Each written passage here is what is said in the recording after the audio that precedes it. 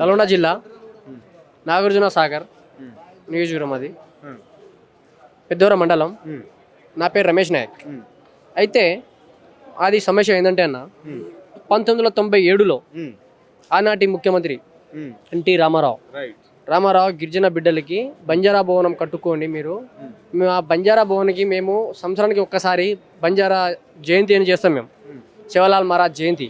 ఆ శివలాల్ మహారాజ్ జయంతి సుమారు 8 నుంచి 10 గుంటల జాగా. అది 1997 నుంచి చూస్తే సుమారు ఇప్పుడు 25 అప్పటి నుంచి చూసుకుంటే ఏ రోజు మాకు ఏ అభ్యంతరం రాలేదు.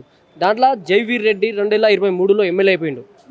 మొన్న ఎలక్షన్లో అడ్డిగుడ్డుగా స్టార్ట్గా అయిపోయింది. ఆయన ఏదో రాయి తాకుతుంది కదా, సో అట్లా ఎమ్మెల్యే అయిపోయిండు. ఎమ్మెల్యే అయిపోయిన తర్వాత ఆయన నిఘా ఎవరి మీద పడ్డదంటే వాళ్ళ బినామీ ఒకటి చిన్న కార్యకర్త. ఎప్పుడు జైవీర్ రెడ్డి చెప్తేనే ఆ బంజారా భవనం మాకే కావాలి. సుమారు మేమేం చేసినాం, ఒక వాచ్మెన్ పెట్టినాం. ఆడ వాచ్మెన్ పెడితే వాచ్మెన్కి తరిమి కొట్టి వాళ్ళు ఆమెకి 2 ఆడపిల్లలు, మగ మనిషి చనిపోయిండు.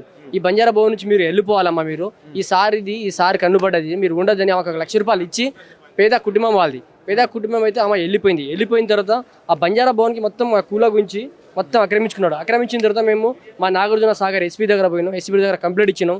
దాని తర్వాత ఎస్ఐ గారికి కంప్లైంట్ ఇచ్చినాం. ఎస్ఐ దగ్గర కంప్లైంట్ ఇచ్చిన తర్వాత మేము అందరం మా బంజారా భవనంలో మేము అందరం కూడుకున్న తర్వాత మేము ఒక మీటింగ్ పెట్టినాం.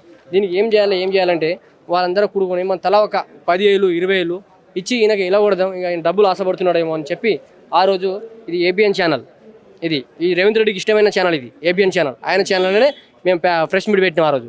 అయితే మేము తలా ఒక డబ్బులు ఇచ్చి అతనికి, నీ ఇక్కడ ఉండొద్దు, నువ్వు జేసీ పెట్టి అవి అన్ని పెట్టి మంచిగా చేయించిన అని చెప్తే 6 లక్షలు ఇవ్వడం జరిగింది అతని చేతికి. 6 లక్షలు ఇచ్చిన తర్వాత ఏం చేసినాం అంటే, ఒక పెద్ద మనిషికి ఇచ్చినాం.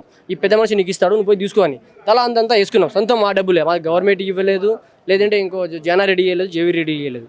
సో దాని గురించి ఏమైందంటే 3 లక్షలు ఆయన తీసుకున్న తర్వాత 3 లక్షలు ఇంకా 3 లక్షలు ఇచ్చేది ఉంటుంది కదా ఆయనకి.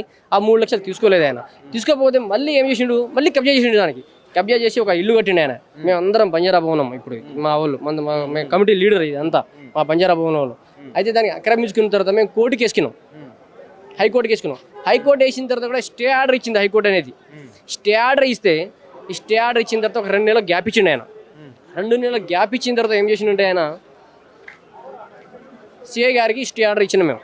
ఇది కట్టుకోవద్దు సార్ మా బంజారా భవనం, ఎందుకంటే మా భవిష్యత్తు ఈ 10 గుంటల జాగాలు ఆయనకి అంతగా ఆక్రమించుకోవాలని ఏదైనా ఉంటే గవర్నమెంట్ ల్యాండ్స్ చాలా ఉంది నాగార్జున సాగర్లో. ఆ నాగార్జున సాగర్ కొండను కూడా నువ్వు ఆక్రమించుకుని ఆయన దీనికి ఆక్రమించొద్దని మేము అందరం చెప్తే ఆయన కళ్ళు దాని మీద పడేది.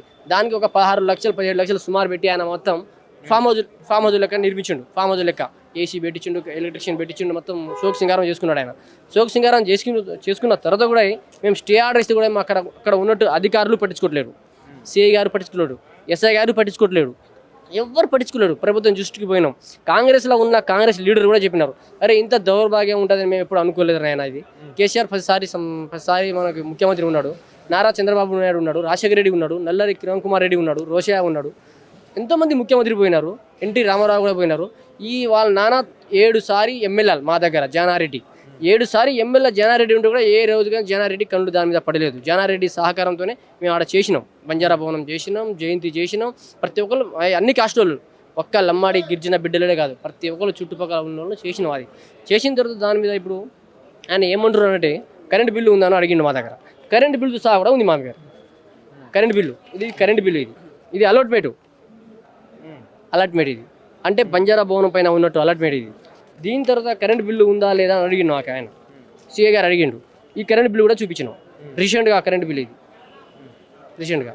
అయితే దీనికి మేము ఏం చేయాలనుకుంటే, మా బంజారా బతుకులు బాగుపడాలంటే, ఎందుకంటే నా ఆస్తి కోసం అడగలేను నేను, మాది ఒక భవనం, అది బంజారా భవనం. సంవత్సరానికి ఒకసారి మేము చేసుకుంటాం. దాని గురించి హైకోర్టు నుంచి మేము స్టే ఆర్డర్ తెచ్చుకుంటాం అతి త్వరలో. తెచ్చుకున్న తర్వాత కార్యచర్చ ఏది ఉందంటే, అక్కడ ఉన్నట్టు మళ్ళీ స్టే ఆర్డర్ అంతకుముందు ఇచ్చిన స్టే ఆర్డర్ సిఏ గారికి పట్టించుకోలేదు. మళ్ళీ ఒక స్టే ఆర్డర్ తీసుకొస్తాం.